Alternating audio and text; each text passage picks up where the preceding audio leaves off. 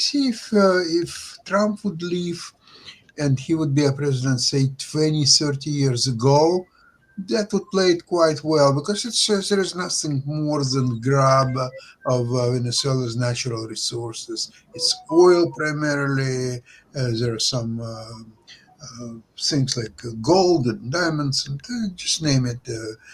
So he is trying camouflage it as the fight against narcotics, but this is this is a laughable matter because if you think about these bots that he liquidated, okay, killing people or so on, there is no evidence that there were any narcotics on these boats, none.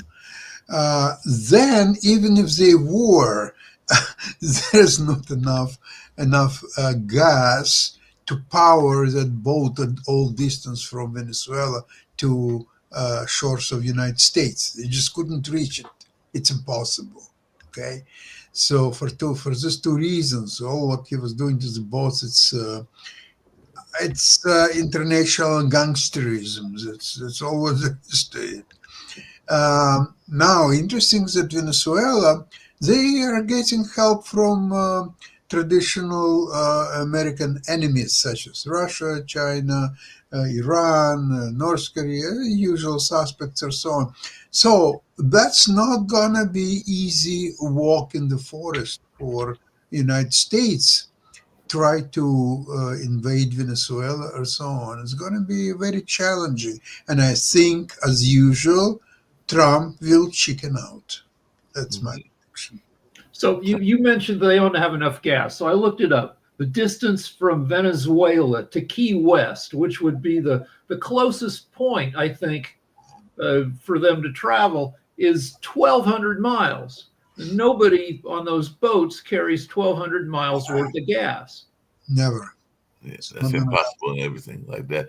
Yeah, just really quickly, today became the day that the shutdown became the longest, and now some folks are saying the most damaging in the U.S. And apparently, some of Trump's officials are threatening that pain could worsen. So they're even saying that it could get worse, even though, according to one of the sources that I'm looking at, they're saying that they're closer to the end, and lawmakers are signaling some progress in bipartisan talks to end the shutdown. But how long do we think the shutdown is going to go, and how much pain are we going to be facing? I think 6 months.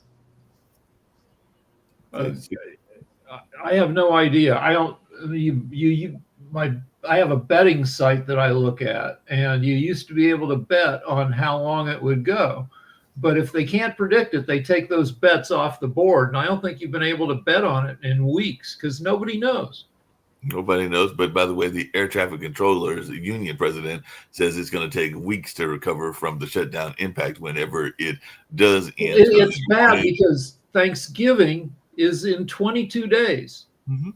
And people will be traveling for Thanksgiving less than 3 weeks from now, and it's freaking scary. Now, the plane that blew up yesterday probably didn't have anything to do with the air traffic, and that was maybe a mechanical problem. But Well, I think bicycles are available, so people may.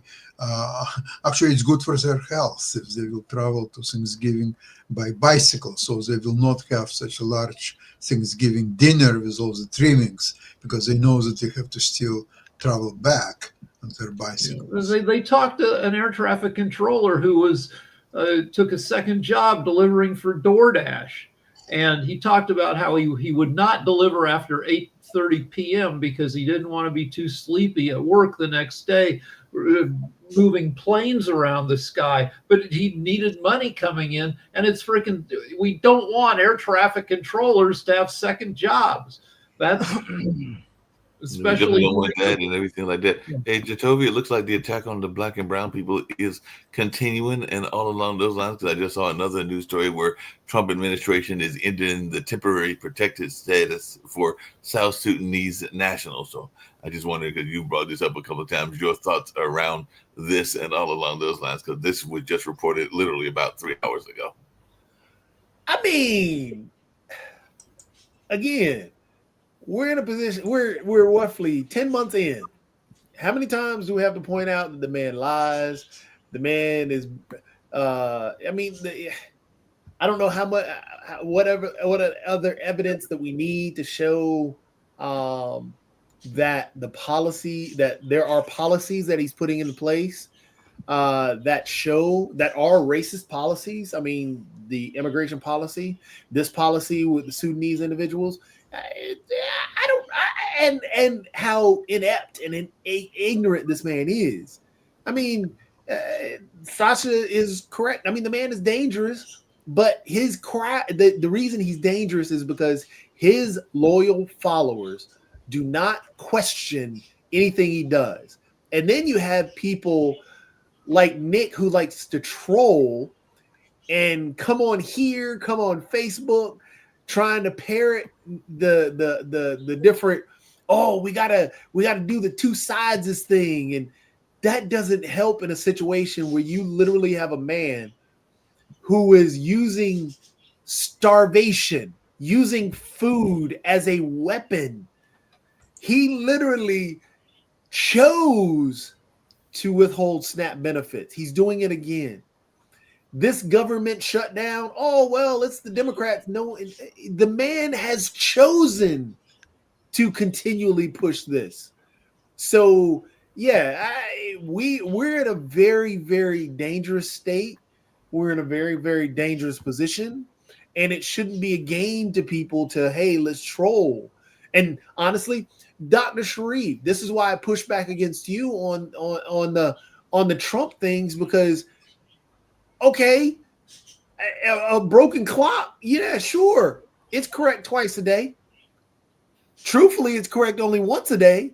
But even in that one time a day, you're still not going to wear it for that one occasion. And you're not going to congratulate and thank that clock for that one occasion. The man has done so much bad. He doesn't deserve a Nobel Peace Prize, which he pushed for. Because honestly, he wasn't even the reason why these deals came about, because that was the Qataris who were actually playing mediators in the whole situation. So therefore, the Qataris deserve it more so than he does in Gaza. And that's still not settled. It's still a powder keg. There were still killings just yesterday. So it's that ceasefire isn't there. Ukraine is still out of whack. What went on? He's talking about bombing Nigeria and all bombing Venezuela. So the man is a problem. He's definitely a problem. I have to tease you about something you just said. I just want to add some point. Mark, when you are a moderator, you should give chance everyone, right? This is another idea. I was going to come to you. I was going to come to you, Sharif. Anyway, I do not find in your shows you get enough time for me.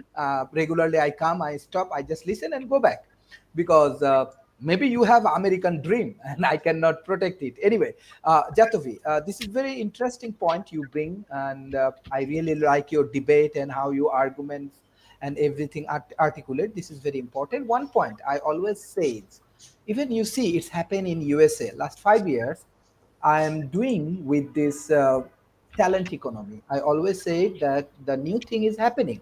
Maybe Sasha do not like it.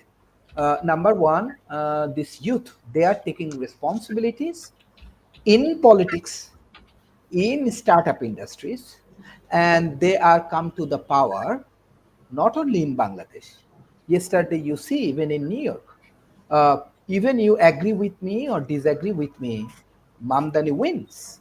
He is 33 years old guy who understand the people, who understand the New York City demand, and he win the elections. So that is the things last 5 years, again and again, through Pot TV, through my individual channel, through my all of the conference, academia, I always try to say, try to understand the future. And if you want to understand the future, you have to understand two things. Number one, tech industry. Number two, the youth communities. If you understand the youth, then what the Donald Trump or the Republicans, even the Democrats, they are doing, they can change the political situations. They can change the political strategy. And definitely, I want to give a special thanks to my all of the North American friends, because they create an open society. Everybody can come and everybody can discuss, and everything is open. So I just want to share do not miss this point. Like from knowledge economy, it transforming talent economy. So if people has talent, if people are hardworking, uh, you cannot like control any people. So Bangladesh is changing, India may change, American politics is changing. This is time for youth, time for technocracy. That is my comments. Thank you. No, Well, appreciate it. Yeah. to respond to that, I just want to say, Dr. Sharif, this is why I enjoy you speaking a lot more, because what you're saying there about the youth is very true. Because we are at the precipice, especially shown last night with what happened with what is going on in the U.S. in politics. There is a buyer's remorse. And that buyer's remorse is what pushed a lot of the youth, for example. That's what drove Mondani's campaign.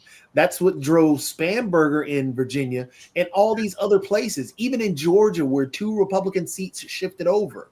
And there was also, I think it was Mississippi, where there's not a super majority there. There were 2 actual youthful. There was a youth push. And what you're saying is so spot on. It's a youth movement and understanding where the youth mindset is.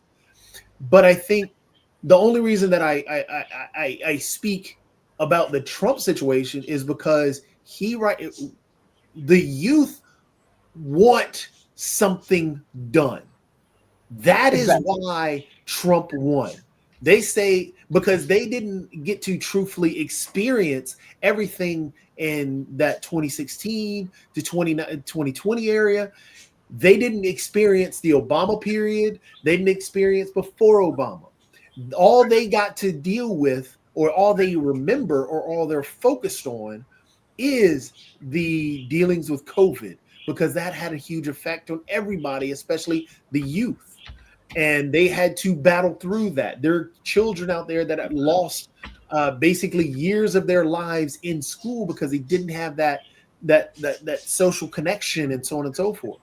So when we speak about the Trumps and the situations of the world, my thing is let's be honest about that and not go into the well, he's doing this great here. Well, instead of heaping praise, because in the youthful movement there is that confusion and that clouded area. Because I think Sasha offers a lot that we could, as youth, take in and say, hey, look, Sasha's point and perspective, while older than us, he does have an experience and wisdom that we could take as youth and actually be those translators for the individuals beneath that are younger than us. So that's my whole position, because what Sasha says is just as true and valid as what you're saying.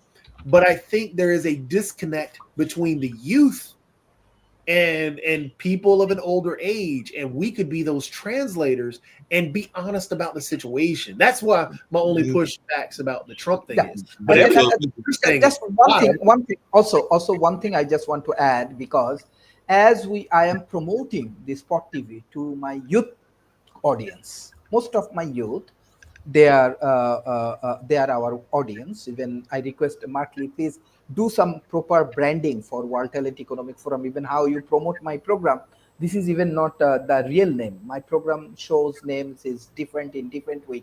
If you take care of these things, I respect all of your hard work and contributions, because the shows, my students take it very seriously, very, very seriously. And they took action. They are in the developing stage. They build up startup, they engage with the political movement, they build up policies, and they like these new discussions.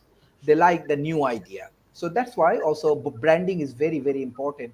I think Pot TV has to improve a lot. This is my comments. Very, very honest that comments. Brandon, But, Brandon, I'm only part of that and everything like that. I do. now, even put your website, shows up on when you put Tuesdays my and- when you no, even when you put my sessions in your website, at least careful, just respect my sessions. There are a lot of talent come, so just see what is my content names, and put it accordingly. If I see Pot TVs, I do not find. I'm very confused. This is audience feedback. Try Like to I respect said, the audience. that is a Sean and a Nick question. Like I said, I put up the shows and I try to put them up No, I'm according helping to you. It's not. I'm helping YouTube. you because I give you. Hey, but you're talking to the wrong person. Like I said, if you want to talk to Nick and Kim about that and everything like that, because at the end of the day, they are in I do charge not know. and I do everything not. like that.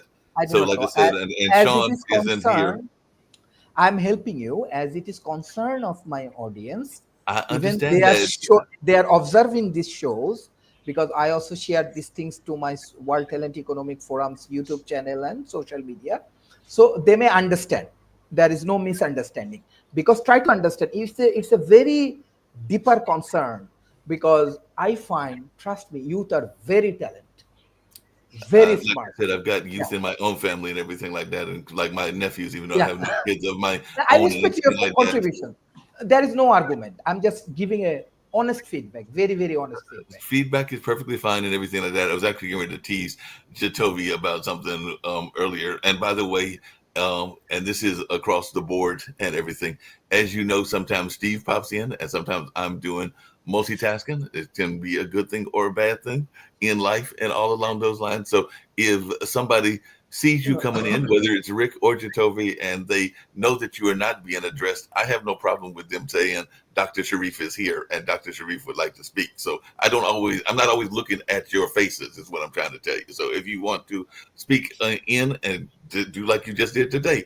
And I respect everyone. I just share my fair comments. you're sharing your No concerns. argument. I understand I that. respect all of my friends in Pot TV. No, I understand. I You're really sharing- respect you're you a sharing- lot. Yeah, you're sharing your concerns, and I'm just saying a solution that I know both Jatovi and Steve have. I mean, and others have done in the past, which is they let me know when people are coming in. Jatovi, I've got to tease you about something and everything because you had a statement that is usually true, but there is a exception to the rule, and I guess that might be a fallacy to some degree, but maybe not a total fallacy. And yes, I am giving you a hard time and somewhat teasing you because you said a broken clock is wrong at least one time a day. If, for example, we're in daylight savings time and everything like that, if you don't set the clock back, then that clock is wrong the whole day and everything like that. So there is at least one exception. So I'm just going to teach you about Okay. that. I'm just teasing you. You know that. But just really quickly, how important, and this is come back to Mexico and everything like that. And I can't see it happening. But then again, maybe people like Donald Trump and like some of the other candidates. Mom Donnie looks like a very attractive man and everything along those lines. Not that that's my cup of tea and everything like that. But how crazy is it? How much are we going to see more candidates being groped? I could see AOC being groped, and apparently that's what happened with the Mexican president. So is this a concern? And is there just that Donald's old and that's why he hasn't been groped? So what's our take around this and everything like that, Rick? Because you're always trying to bring up the candidates have security staff. Right. You know, I remember fondly there was a time in the 70s when candidates and other public figures were getting pies in the face, which I think is a great way to show the displeasure. But we haven't seen a pie in the face in decades, and it's probably because people have good security, and that's probably a good thing. That you don't want and we've and that might have been part of the concern with the Mexican president is that this person was able to get through because they've been having rising political violence, that they were even able to get through to even touch her in that way. Because they literally, the news articles are calling it a grope and everything like that. So that might be part of the concern is that she was overly accessible.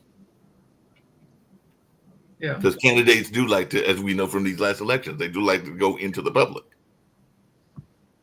Yeah, and like people are more conscious of security issues and also sexual harassment issues. There's a thing called the Keanu hug, where Keanu Reeves had developed this deal where he will pose for you with his arm behind your back, but he won't touch you. It'll look like his arm is around you, but he's not making contact because he's a smart guy and he doesn't, he realized it's a way to give people what they want, which is a selfie. without giving freaking people out. Al Franken had to leave office as a senator over issues of that he would put his arm around people when he posed with them, and people were saying, yeah, he touched me on my upper hip. And so, was he groping, or was he just he was a wrestler? Was he just doing I don't know. But people are conscious of security and also unwelcome contact. Yeah, that makes sense and everything. Hey, Sasha, just really quickly, and I might be mispronouncing the city.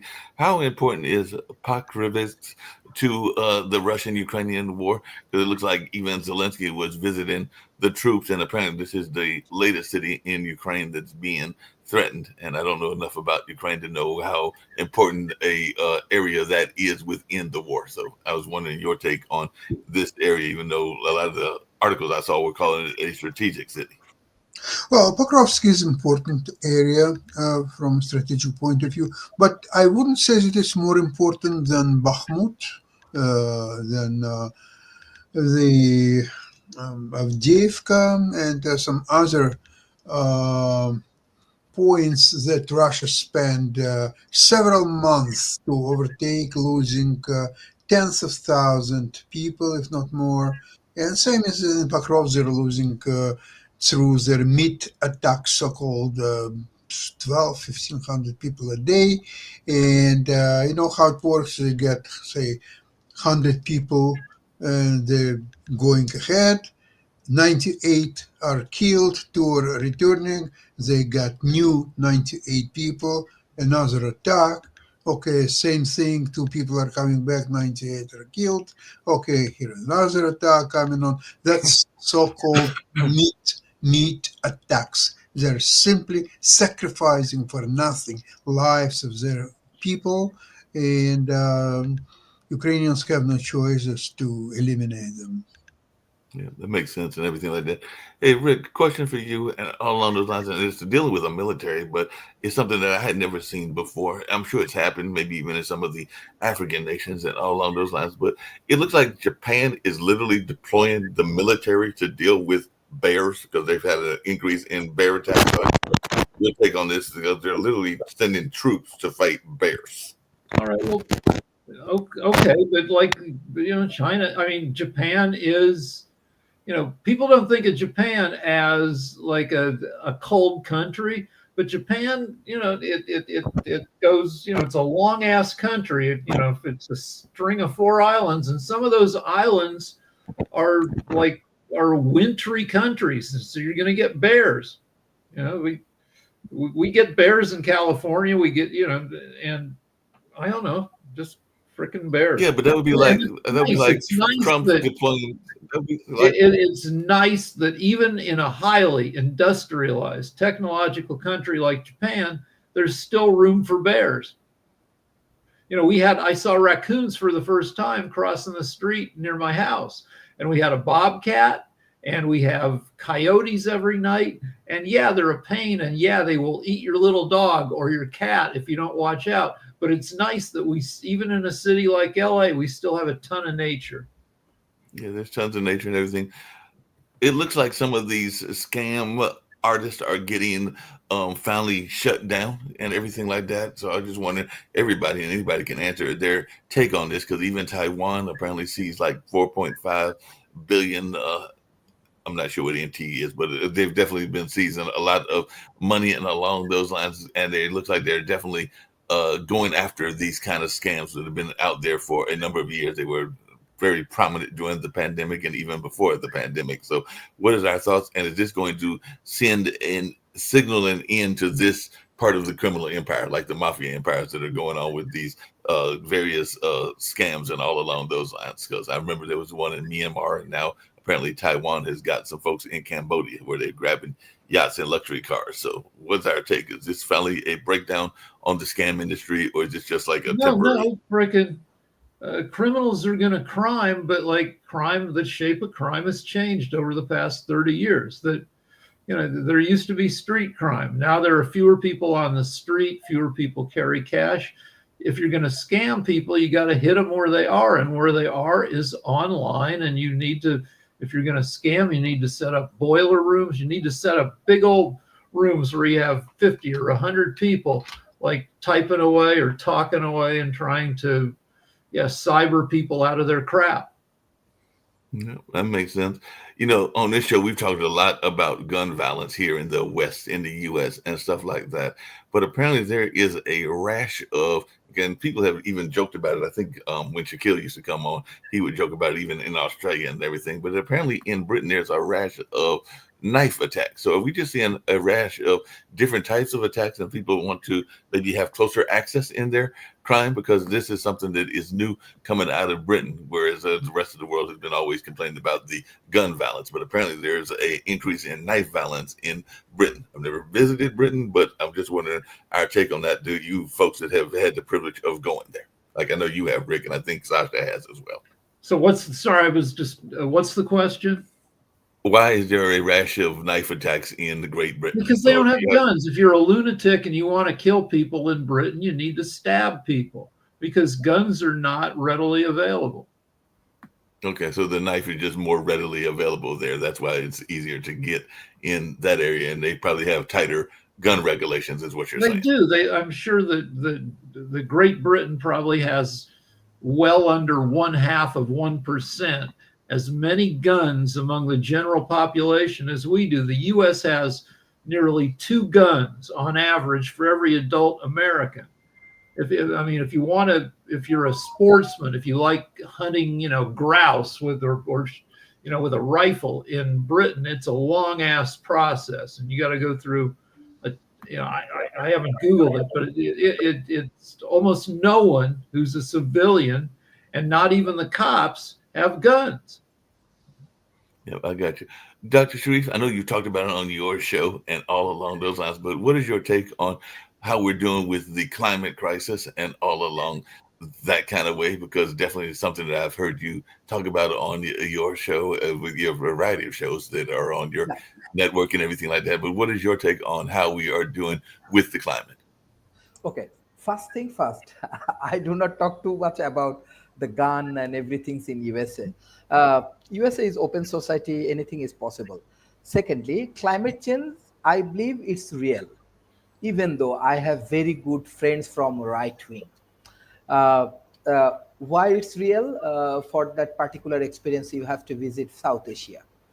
And I have a lot of scientific evidence because of this climate change. Actually, country like Bangladesh, India, Pakistan, Sri Lanka, Maldives, we are suffering, and we are in the in challenging situations. Like we may lose around 30% of our land in Bangladesh. So we have a huge population. So how we can protect these things? So that's why I want to advocate not for climate change. Some point Nick argue, I respect his argument. Better I want to say climate collapse. It's already collapsed. We need to take initiative. And for that particular issues, I believe that Western world has to play initiative. Western world has to work together because who is doing this all of the challenging situations and everything.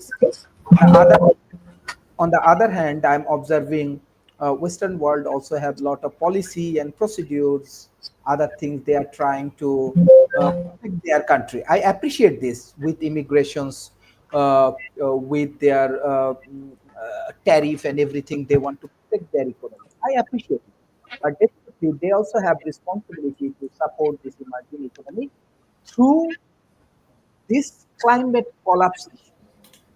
I appreciate Nick Palmer that everybody discussing about climate change. You are correct. But how I see Bangladesh, how I see India, how I see Maldives, how I see Sri Lanka, climate almost collapsed. So everybody has to take initiative. And those who are discussing about that it's unreal, it's never happened, this and that, blah, blah, blah.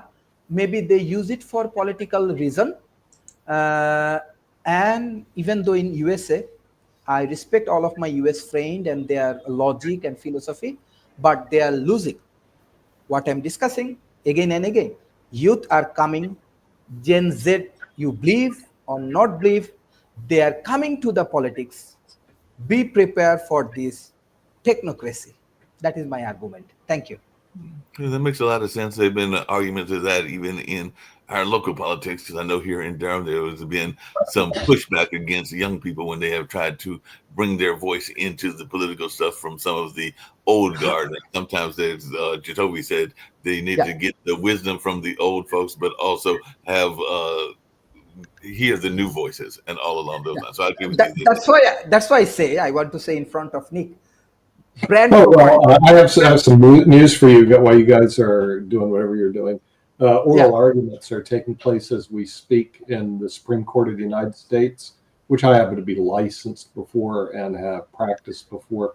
It's the Voss versus Trump case, which is the case dealing with tariffs. The reason we can actually rebeam it and people can listen to it, or you can go to the website and the Supreme Court and listen to oral arguments. The Trump attorney is getting hammered by this, which I predicted, because if you look at the law, but he's pretty squirrely. He's trying to make the argument that the Congress gave him the power to impose tariffs. The problem is, when all the Supreme Court justices, and now he was with Alito when I just left, they said, well, in the statute it never mentions tariffs. It mentions imports, it mentions regulation, but doesn't mention tariffs. So this is why he's being now fried by Alito, of all people.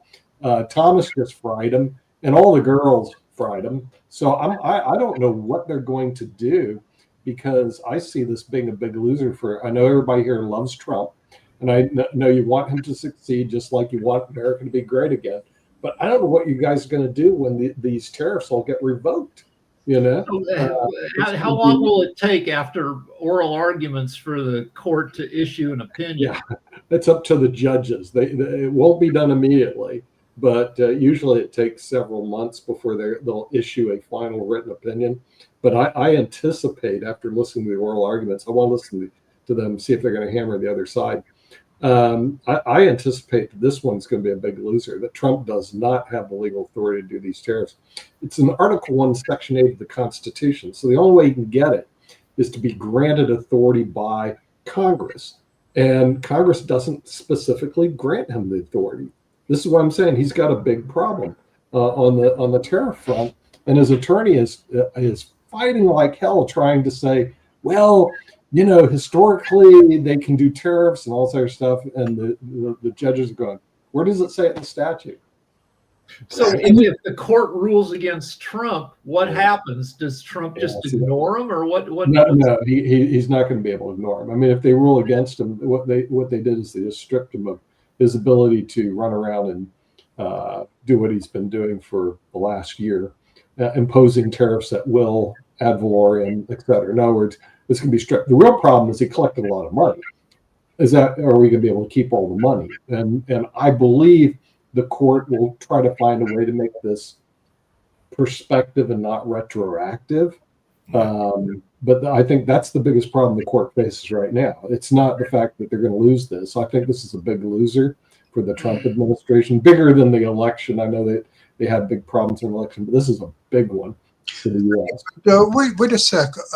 If Supreme Court will have an opinion that what he was doing about tariffs is illegal, so how comes they would allow him or U.S. government or whoever to keep illegal gains? How does it work out? Oh, you know, that's going to be the big. My opinion, Sasha, that's going to be the biggest problem for the court. Yeah. Is how are they going to be able to keep the gains? And we're going to have to see how they're going to craft that so they can keep the gains and not have to basically return $250 billion to all the countries that they collect and the companies they collected tariffs from. But it'll be the biggest case in the Supreme Court during the Trump administration. It'll come out Probably And early. China did very clever thing that they didn't negotiate any tariffs with Trump because they knew that in a few days there will be a ruling by the Supreme Court. So why would negotiate No, yeah, something? right. Yeah. Not Well, the thing negotiable anyway. yeah. See what happens is that the Supreme Court, if they throw out that ability for him to do it under this statute, the only way he'll have that ability is Congress has to convene and grant him specific authority. This is going to, like I said, this is going to be a big upheaval taking place sometime next year. And my thinking is, how are they going to preserve and keep the 250 billion? There may be some case law that says that, well, they can, they're going to make the ruling prospective and not retroactive. And then they have to give some justification why it's prospective and not retroactive.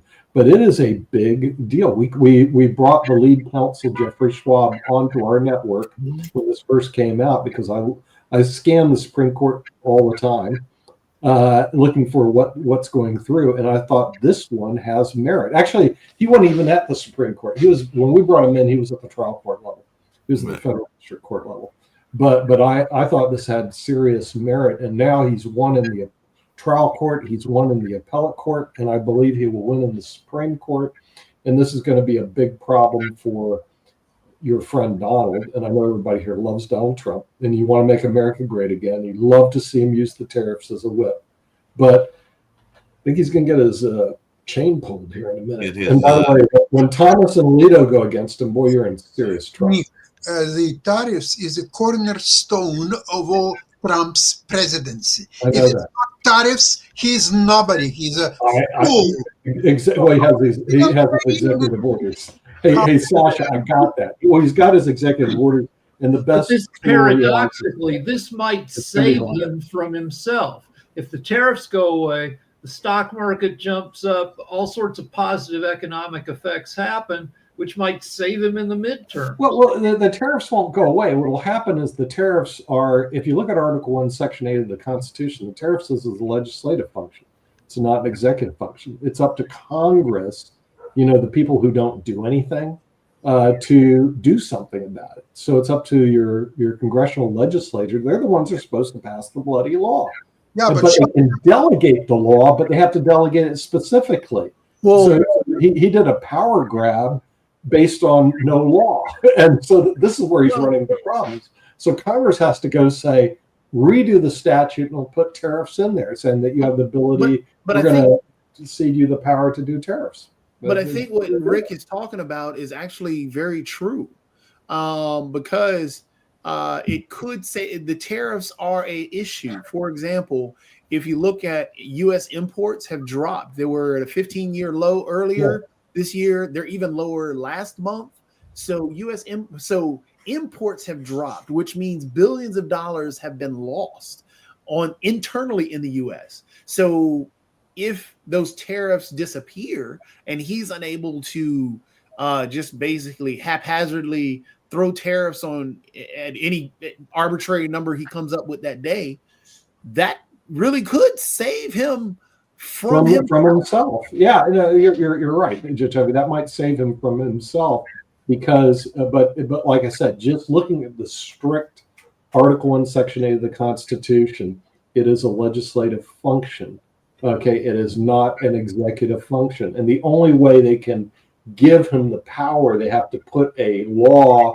Congress has to pass a law allowing him the power to do tariffs on their behalf, but they never did it. See, that's the problem. I mean, there's no. And so he's like in a legal bind, and the real question is, what are when the Supreme Court ruling? But I think what you're missing though is that we all agree with the legal binding of the tariff situation and dealing with Congress and so on and so forth. But I think what Rick is pointing out is extremely true and could be the whole point of the whole thing, is that if the tariffs go away, that means that saves him from himself with the economic situation, which would spike because U.S. imports would increase, the potentially the dollar value would Yeah. finally rise back again, Yeah. and the stock market spiking, so on and so forth. So all these things are a positive. So Yeah. it would save him from himself. But see, that's no fun. But having Congress just proactively say, "Hey, you can still do it," that's a detriment. So Yeah, but as you know, no, they can't even pass a clean CR. How are they going to pass this one, Toby? Come on. It's the whole So they can't even open up the government. Congress ain't going to give them the power. That would only need a simple majority to happen. So that's coming directly from the House of Representatives, then potentially going to the Senate. But that's only a simple majority. That's not a 60-vote cap. That's true. We'll have to see. The drama will We'll see how it all plays out. We've only got a few more minutes. I think Dr. Sharif was trying to ask you something earlier, and I don't know what it was, and everything along those lines. So, Dr. Sharif, are you still there? And what was your question that you were going to bring to Nick? Very, very simple, including Pot TV, including American friends and North American friends and around the world. Focus on talent economy. Focus on youth. Focus on youth empowerment, and definitely utilize artificial intelligence and social media and technology. If you utilize this technology properly, and if you trust the youth, you can gain more success. Even I believe American politics right now in trouble. If they invite many talented youth people, what they have in their political diplomacy, they can gain more success. Even maybe they can do better compared to present administrations. What we observing right now, Gen Z, they are in power. They are coming to the politics. It's also starting in USA last 5 years. Continuously, I am just discussing about talent economy. I'm doing all of the hard work. I'm very happy. Americans, they are also inviting this Gen Z in this politics. So support talent economy, youth communities, and move forward. This is new world. Thank you. No problem at all, and everything like that. Hey, Nick, as we get ready to walk out the door and everything along those lines, I was hoping that Sasha would still be here, but he's left and all along those lines. And I saw that Steve came in, but I didn't see it till after he had gone. But just really quickly, how long does it take a country to recover when it has a GDP hit that is significant and all along those lines? Because I just saw that because of Hurricane Melissa, I knew that 90% or something like that of the homes were destroyed in Jamaica, but now they're saying that they had a 30% GDP hit, and I don't follow the stocks enough to know how long that would take to recover, but that sounds significant to me. So how long would it take to recover from a 30% hit in your GDP? Roughly. Probably, I would say 3 years. Usually, it'll be about 3 years. Yeah, if they took a big hit, which I think Jamaica did, because remember, they rely heavily on tourism. They're probably 3 years away before they'll be able to rebuild, and get back their economy. And 3 years is going fast, So they have some serious problems there. But in the meantime, watch for the vacation discounts in Jamaica, Mark. Mm-hmm. Yeah, there'll be a lot of vacation discounts. Yeah, they'll be looking to get people to go. So I'm gonna go back to the Supreme Court oral argument. So I'm gonna. It's time for us to end this show anyway. And all along those lines, I know that we've got Modern Investment coming with Sasha Starr, Milan, and probably Jim Eid at 1 o'clock. And we've got other shows, including something that I know is very important to Sharif, which is branding. So Follow the Brand with Grant McGaugh will be coming up at 7 o'clock this evening. So there's a number of other shows as well. But right now, let's get on out of here, Jacoby, and we'll see what other shows are going on here in the network and all along those lines.